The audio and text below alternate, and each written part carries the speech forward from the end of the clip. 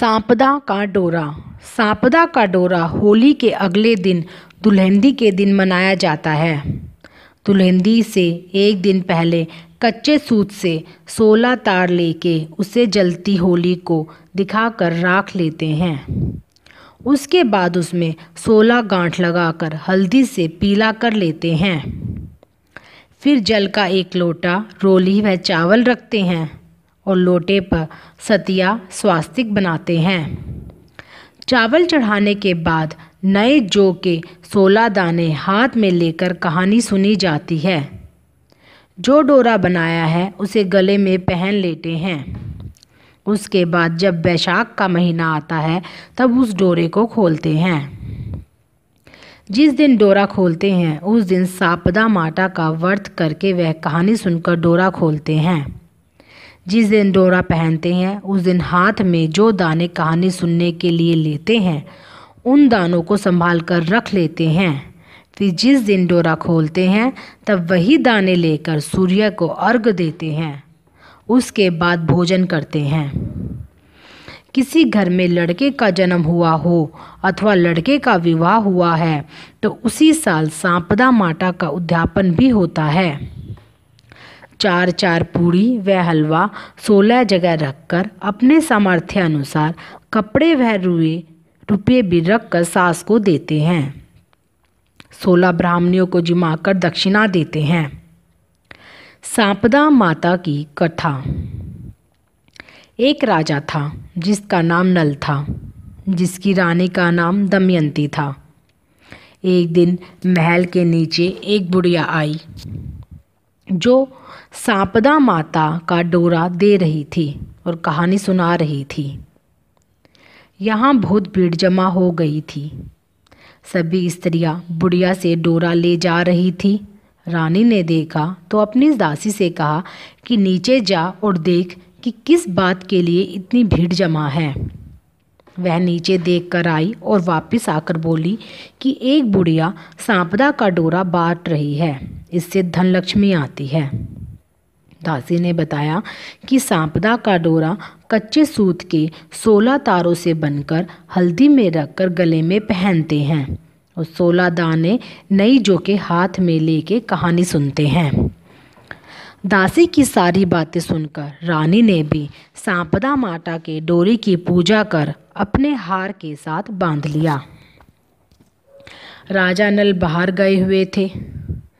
जब तक वापस आए तो उन्होंने रानी के हार के साथ बंधे डोरे को देख पूछा कि यह क्या है। रानी ने बताया कि यह सांपदा माता का डोरा है, इससे धन लक्ष्मी आती है। राजा ने कहा, हमारे पास तो बहुत लक्ष्मी है। तो फिर यह किस लिए? और रानी के मना करने पर भी राजा ने डोरा तोड़कर फेंक दिया। सांपदा माता ने यह देख राजा के सारे धन को कोयला बना दिया। धन का अभाव होने पर किसी ने राजा की सहायता नहीं की और वह अपना राज्य छोड़ दूसरे राज्य में आ गए। लेकिन वहाँ उन पर रानी का हार चुराने का आरोप लग गया। राजा बहन के घर गया तो बहन ने भी उनको नहीं पूछा और भगा दिया। भटकते हुए वे एक सरोवर के किनारे बैठ गए। तीतर पकड़कर उसे भूनकर खाने लगे, लेकिन वह तीतर भी उड़ गए। अपनी इस गरीबी को दूर करने के लिए राजा नल व दमयंती ने एक मालिन के घर काम करना शुरू किया। रानी फूलों की माला बना उन्हें बेचने जाती। एक बार वह माला बेचने गई तो वहाँ सांपदा माता की कहानी सुन रही थी। रानी ने औरतों से पूछा कि तुम क्या कर रही हो? वे बोली कि हम सांपदा माता की कहानी सुन रही है। उन्हें देख रानी ने सांपदा माता का डोरा बनाया और कहानी सुनी। सांपदा माता ने प्रसन्न होकर राजा को सपने में कहा कि मैं तेरे पास आऊँगी। जब राजा बोला कि मुझे कैसे पता चलेगा कि तुम मेरे पास आओगी? सांपदा माता ने कहा कि जबन तुम कुएं में पानी भरने जाओगे तो पहली बार जो निकलेंगे दूसरी बार हल्दी की गांठ निकलेगी, तीसरी बार में कच्चा सूत निकलेगा। उसके बाद रानी सांपड़ा माता का डोरा लेकर घर गई और सांपड़ा माता ने उसे बहुत सा धन दिया। अब राजा रानी कहने लगे कि हमें अपना राज्य छोड़े 12 साल हो गए हैं, अब हमें वापस जाना चाहिए। सांपड़ा माता का दिया धन लेकर वह वापस जाने लगे। तब मालिन ने भी बहुत सा धन दिया। रास्ते में उन्हें वह राजा मिला जिसने हार चोरी का इल्ज़ाम लगाया था। तो अब वह राजा नल को नए महल में ठहराने गया, लेकिन नल ने कहा कि हमें तो उसी महल में ठहरना है जहाँ हार चोरी हो गया था। राजा वहाँ गया तो देखा कि जो हार मोर ले गया था अब वह खूंटी पर टंगा है। अब उनका यह कलंक उतर गया था।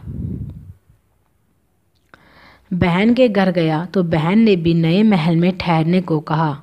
तो राजा ने कहा कि जहाँ पहले रुके थे वहीं रहेंगे, और वहाँ जाकर देखा कि जो ज़मीन बछिया निगल गई थी वह वापस आ गई है। राजा अब समझ गया कि ये सब क्यों हो रहा है और कहने लगा कि अब हमारे अच्छे दिन आ गए हैं। अब वह आगे बढ़ने लगे तो उसी सरोवर के किनारे पहुँचे जहाँ तीतर भुने थे। तो देखा कि जो तीतर उड़ गए थे वे वहीं पड़े हैं। आगे राजा रानी महल की ओर चले तो देखा कि महल का जो दरवाज़ा टेढ़ा हो गया है अब वह सीधा हो गया है।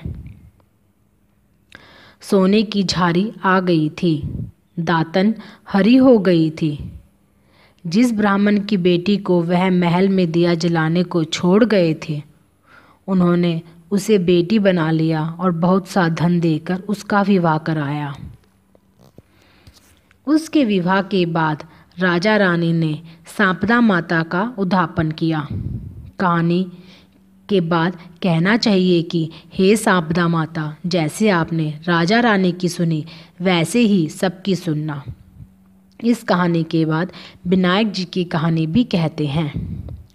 विनायक जी की कथा। विष्णु भगवान लक्ष्मी जी से विवाह करने जा रहे थे।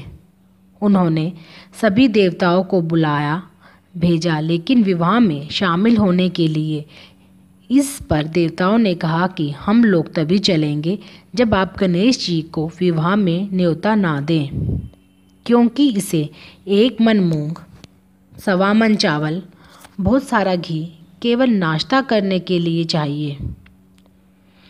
थोड़ी देर बाद फिर से भोजन चाहिए। इसके लंबे सूंड और बड़े बड़े कान और ऊंचा माथा देखकर सभी मजाक उड़ाएंगे। इसे देख कुंडनीपुर की नारियां शर्मा जाएंगी। गणेश जी को घर की रखवाली के लिए छोड़ देते हैं और ऐसा कहकर सभी भगवान विष्णु की बारात में चले गए। नारद जी आकर गणेश जी से बोले कि सबने तुम्हारा बहुत अपमान किया है और घर की रखवाली के लिए छोड़ गए हैं। तुम्हें ले जाने से बारात अच्छी नहीं लगती, इसलिए तुम्हें यहीं नहीं ले गए। गणेश जी बोले कि अब क्या करें। नारद जी ने जवाब दिया, आप धरती को खोखली कर दो। ऐसा करने पे भगवान के रथ का पहिया धरती में धंस गया। सभी ने पहिया निकालने की बहुत कोशिश की, लेकिन पहिया नहीं निकल पाया। इतने में कोई जाकर बढ़ई को बुला लाया। बढ़ई ने हाथ लगाते ही कहा, जय विनायक जी, जय गणेश जी की, जय विनायक जी की, जय गणेश जी की। किसी ने पूछा कि तूने विनायक जी को क्यों याद किया? उसने जवाब दिया कि विनायक जी को याद किए बिना कोई काम नहीं होता है। तब भी उनमें से एक व्यक्ति बोला कि हम तो विनायक जी को घर छोड़ आए हैं। तब सब लोग विनायक जी को लेने घर गए, लेकिन विनायक जी अड़ गए कि अब मैं नहीं जाऊंगा। सभी ने उन्हें खूब मनाया। तब जाकर वह रिद्धि सिद्धि के साथ विवाह में शामिल हुए। विष्णु जी ने लक्ष्मी जी के साथ विवाह किया और घर आए। कहानी के बाद सभी को कहना चाहिए कि हे विनायक महाराज, जैसे आपने भगवान के कार्य सिद्ध किए वैसे ही सभी के कार्य सिद्ध कीजिए। बोलो विनायक जी महाराज की जय।